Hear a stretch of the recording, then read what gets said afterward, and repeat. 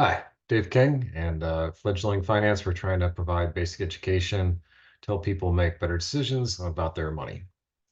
Today, I wanted to talk about one of the primary concerns of retirement, and that's outliving your money.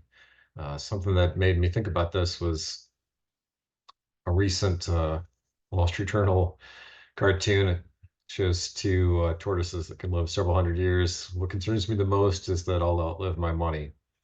We won't live as long as the tortoises, but uh, it's a relatively valid concern.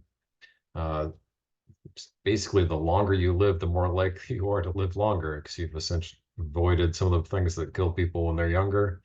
Women still tend to outlive men. And based on your current age, you can live quite a bit of time.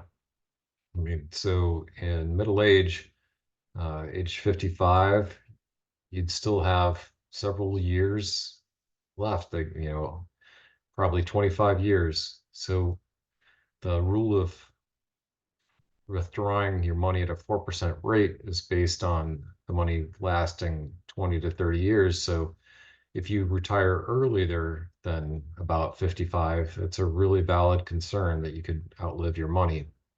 So one of the things that people can do is develop a plan based on their age to figure out how much money they will need based on their expected lifestyle and life expectancy.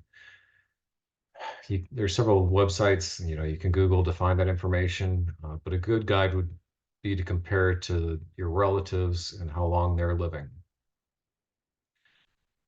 But even then, the your relatives had a very different life's, upbringing, the quality of food, quality of life, quality of Medicare, and the number of people that are going to live to be over 100 years old is pretty significant.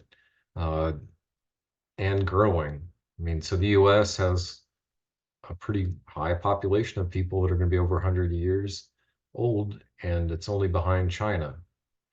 So in the United States, if you're 55, your chances to living to 100 are pretty big, and that would mean you'd have to, if you were retired at that age, you'd have to survive for another 45 years on the money you save plus Social Security.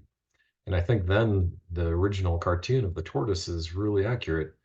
Uh, some of the things that people do is save more money, uh, continue to stay aggressive in your portfolio, so invest still in a larger portion of your investments that you maintain in stocks, and continue the habits you had before, and that is to set aside money in retirement from your different income streams into savings so that that you still live below your the means, and you're limiting the risk that you might actually outlive your money. So even though it's a valid concern, there are things you can do. Try to figure out your risk based on your life expectancy, your relatives, and just continue the habits that got you to be where you are, where you continue to where you think you can retire, and that's just to continue to save and invest.